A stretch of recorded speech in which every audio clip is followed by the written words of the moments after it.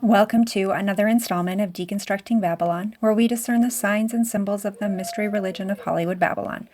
I'm the Discerning Clerk, and I use a biblical framework to deconstruct my favorite movies from the 90s. Noticed your eyeglasses. They don't have any lenses in them. They're my dad's. The lenses hurt my eyes. Canadian Thanksgiving is a distant memory for us, but American Thanksgiving is coming quickly. I've only experienced the holiday of gratitude in the States a few times, including the subsequent shopping extravaganza Black Friday. The Americans definitely go big for the weekend. The food, the football, the family gathering. Yet, for as big as the day is, surprisingly, there are very few movies that take place at Thanksgiving. Planes, Trains, and Automobiles, Dutch, Home for the Holidays, and today's selection, Son-in-Law. This homecoming comedy was released in 1993 and stars kooky funny man Pauly Shore. The Video Movie Guide gives it 3 stars and has this to say: credit irrepressible Pauly Shore with keeping this hayseed comedy afloat, despite tired sight gags milked to death years ago on television's Green Acres. He plays a spaced-out valley guy who transforms the repressed and conservative parents of girlfriend Carla Gugino. Although terminally silly, the film delivers a solid, family-oriented moral. Rated PG-13. This title is potentially lesser known than most, and Pauly Shore is certainly a niche figure in Hollywood, yet I'm sure we'll still be able to find some underlying symbolism. We always do. So, let's see what we see in Son-in-Law. The movie opens with a sweeping shot of fields of green as a crop duster flies over. An overhead shot of a small town, and we land on a high school graduation, as the principal gives his remarks. I see before me monarch butterflies ready to take off into that great adventure. Now, I get the metaphor of new graduates as butterflies, but monarch specifically, that's very symbolic and harkens to some MK Ultra monarch mind control. I'm not saying all high school graduates have been brainwashed, but the reference is, well, interesting. We could definitely make the assumption that public school is an institution for indoctrination. We meet our main gal, Rebecca Warner, who happens to be the valedictorian of her graduating class. Her boyfriend, Travis, cheers her on from the crowd, and her family looks on proudly. Sometime later, Rebecca's dad, Walter, talks to her about going out of state for college and shares his concern for his young daughter. Are you trying to tell me not to have sex, Dad? Huh? After Rebecca placates her dad, she sneaks out of her bedroom to go make out with Travis in the barn. The two haven't gone all the way together, and Travis wants to make it official, but Rebecca wants to wait. Well, when's it going to be right? You're leaving tomorrow. That's a red flag right there. The next day, the family head out to bring Rebecca to college. Her mom, Connie, dad, Walter, and younger brother, Zach. Next stop, sunny California. It's a chaotic culture shock for the Warner family as they try to help Rebecca get settled into her dorm room. Walter is relieved his daughter's room is across from the resident advisor, until he meets him. Hello! Hey! This is Crawl, no last name. Right away, I noticed the sticker on Crawl's door. Who killed JFK? The answer happens to be in another sarcastic sticker referencing the CIA. We're supposed to get the idea that Crawl is very anti-establishment, yet he's a professional student with an RA role. My name's Carl. And I'm the resident advisor. Once the family leaves and Rebecca is on her own, she meets Crawl herself, who welcomes her as a new freshman. So you're inbred? No, I am not inbred. Time passes and Rebecca struggles to find her place. Who knows what she's even majoring in at this California college as valedictorian of her graduating class. By the time Halloween rolls around, she's ready to leave college and return to South Dakota. No, I'm leaving school. I'm going home. Crawl convinces Rebecca to stay in California by showing her a picture of his own freshman year. Oh my God, you were such a nerd. Of course, it's natural to feel homesick being so far away and for so long, probably the first time. Crawl takes Rebecca, whom he calls Becca, out shopping in the city for a West Coast makeover. Now I know this place. First things first, wardrobe. She gets her hair cut and dyed and embraces the California lifestyle. In another act of separating from her family, she gets a butterfly tattoo. Now, IMDb tells me that actress Carla Gugino already had the butterfly tattoo, so it was written into the script. But after the monarch comment from the opening, this feels very suspicious and symbolic. Finally, we get to fall break, and Becca prepares to go home for Thanksgiving. When she learns that Crawl is staying at the dorms alone, she decides to bring him along for the holiday. I have a better idea. Becca's family hasn't seen all the changes she's been through, and they hardly recognize her when she lands, though now she looks more like her mom than she did before, and they have Crawl to credit for the transformation. Warners, the family I never had. Something I've noticed, and I'd ask you to pay attention to, is the animal print, specifically the leopard print clothing worn especially by Rebecca. What to do to you, shortcake? I can't hardly recognize. Crawl is enamored with the farm life, the wide open spaces, the green acres, and the farm animals. He meets farmhand Theo, who saves Crawl from getting into the bullpen. I've never been on a farm before. Becca's grandpa, Pappy, is less than impressed with the liberal city slicker, and the rest of her family do their best to be cordial. Please, just make yourself at home. While he's there, Crawl will be sharing a room with Becca's younger brother, Zach. The first thing I noticed in Zach's room is the massive Saturn on the wall behind his bed. As we know, the wandering stars have been named for Greco-Roman gods in order to be worshipped. Saturn, or Kronos, is named for Satan, and is also where we derive the name for the seventh day, Saturday. Crawl connects with Zach over computers, but I'm still seeing all this space propaganda. So you're just an old hacker like me, but disguised as an idiot.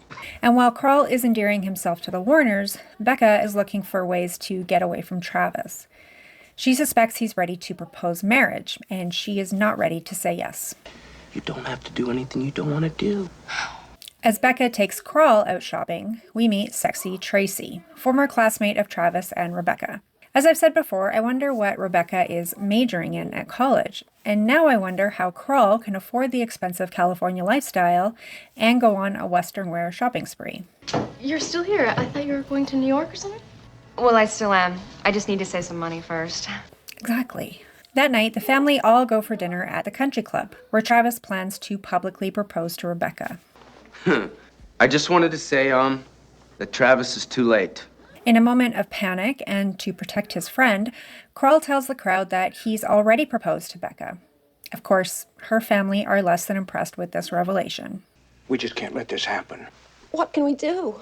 Becca's parents genuinely try to talk to the couple about their future plans, which they don't really have. At least, not together. Walter wants to give Crawl a taste of real farm life. And we get some funny gags as Theo shows him the ropes. I like farming, city boy! The family have a healthy argument until they quickly come to some kind of peaceful agreement. Hacker Zach even agrees to help Crawl on the farm. And Crawl eventually finds his groove as a farmer, but he still manages to get into mischief. Theo, damn it, I told you to watch him. That's a $250,000 machine. Not anymore, it ain't. Farming is expensive.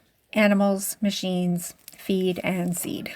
We get an inappropriate scene with Crawl and Connie, where the fictional future son-in-law hits on his fictional future mother-in-law, and then offers to give her a makeover. The big reveal comes at a honky-tonk. Or is it a hootenanny? You don't like it, do you? No, I think I do. I think I like it a lot. At the dance, Travis offers to plan a bachelor party for Crawl, which is a very stand-up thing for him to do. But he can't really be trusted. Travis ropes Tracy into his plans, and we'll soon find out this is all a ploy to get Rebecca back. You coming over tonight? Travis, you dog. He's been cheating on Rebecca with Tracy while his girlfriend has been away at college. After igniting the spark between Walter and Connie, there's one more person Crawl needs to be endeared to, and that's Pappy. Can I please whittle wood with you? All right. He joins Senior and Junior on a fishing trip after Zach refuses to go. And Crawl acts like a family therapist among the Warners, making peace and creating connections. It's quite remarkable. Yeah, well, who asked you? Crawl decides he doesn't want to keep lying to the Warners about being engaged to Rebecca, even though he's the one who started it. Yet he still attends a bachelor party that Travis planned for him. At the party, Theo doses Carl's drink with some prescription medication to carry out Travis's nefarious plan. A toast to Crawl. Crawl! And Rebecca, your ex-chick, my new fiance. Travis has asked Tracy to dance for the men at the bachelor party, which she willingly does, but he also gives her a dose drink. These kids aren't even legal drinking age. They're 18, 19 at the most. Travis still wears his Letterman jacket. Best years of his life, probably. The next morning is Thanksgiving, and the meal plans are going forward, and Travis's plans start to play out. Zach? Not mine. He never came home last night. Rebecca finds Carl and Tracy in a state of undress out in the barn. It's not what you think! I don't think. Do you think? Rebecca tells her family the wedding is off, even though it was never on. Frankly, she should be relieved that she doesn't have to keep lying to them. Instead, she's hurt and feels betrayed. Carl tries to smooth things over with her, but when he can't, he tries to turn it back on her. Why did you bring me here, Rebecca? Tracy does the walk of shame, and Travis shows up to shame her even more. All part of his plan. I was only going to dance for him. After what we had together, I thought I knew you. Surprisingly, Tracy is going to be the one to figure out the truth and bring Carl back to the Warners, just in time to save Rebecca from another ill-timed proposal. Tracy comes with irrefutable evidence, and Theo eventually confesses. So I didn't bone her. So he didn't bone me. So you guys didn't bone. Travis and Theo are out, and Tracy and Carl are in. And as Rebecca starts to come clean to her family about the fake engagement, Carl covers for her again. The movie ends with a happy family photo in front of the homestead. Something I have noticed in early 90s movies especially, and that is the distinct presence of millennial beige. For some reason, early 90s movies all look washed out in the wardrobe and interior locations in a boring beige. But that was pleasantly absent here, and I think there could have been a real temptation to do so, especially with the scenes on the farm. Not that it matters necessarily or has any symbolic meaning. It's just been something I've noticed. What I mentioned earlier was to pay attention to the leopard print worn only by Rebecca, as this could have symbolic meaning, especially if we are also talking about monarch mind control. In the media today, I often associate leopard print with beta sex kitten programming, which all relates back to MK Ultra tactics used since before World War II. Now, as I was deconstructing in real time, I was starting to think that Rebecca was the real villain here. But with the mind control tactics symbolized around her, I'm starting to think she's the real victim. She's young and immature and inexperienced, yet is clearly smart, if a bit naive. Though I'd still like to know what she's even studying in college, but it never comes up. Her parents don't really seem to care about her education that is probably costing them a lot of money. Their main concern is her sexual and relationship status. She's 18, 19 at the most, and they are thrilled when Travis proposes publicly. When Carl says he's going to marry her, nobody objects because of her age, or she should finish school first, or anything. Rebecca, it seems, has been conditioned to be a wife only, a sex kitten to her husband, whoever that happens to be. I cannot ignore the initials of Rebecca's dad, Walter Warner, WW. Like MM, a WW on its side looks like a 33, and that's a number always associated with the Freemasons. One of the plans of the Freemasons is to rebuild the Temple of Solomon, so it's no surprise that Walter's children both have biblical names. Rebecca was the name of the wife of Isaac, the mother of Jacob and Esau, the fathers of the tribes, and her favorite was Jacob, who would later become Israel. Zach could be a shortened version of Zechariah, an Old Testament prophet, Zachariah, the father of John the Baptist, or Zacchaeus, the wee little rich man who climbed a sycamore tree in order to see the Messiah. But I didn't see any other pointers to the Freemasons. No blatant duality, no checkerboards, no bricks, and no twins. So I don't necessarily see Walter or the Warner family at large as the villains here either. And while Travis is a pretty obvious bad guy, the true villain is, you guessed it, Carl, the perpetual student who transforms both Rebecca and Connie into his own image. In fact, the men even start talking like him in the end. So pervasive is his influence. Way back in the garden, after the serpent deceives the woman, Yahweh cursed the serpent to do what? crawl on its belly. Crawl. Crawl is a surprisingly enigmatic person.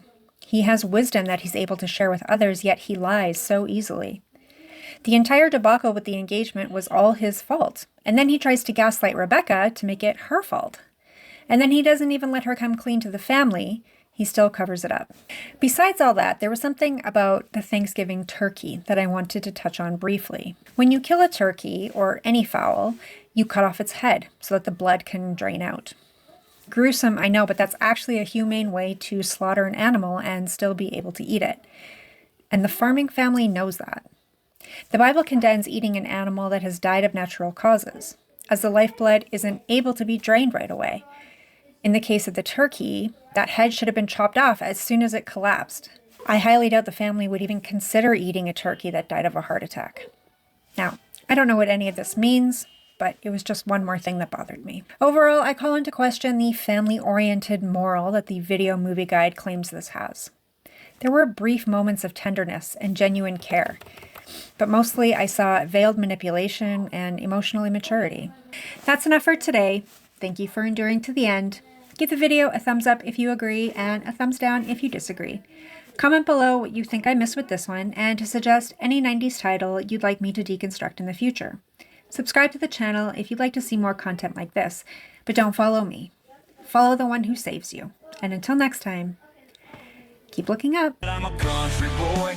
I played in the backwoods, not with toys. Worked in the field with Show me love. And cut. You have got charisma.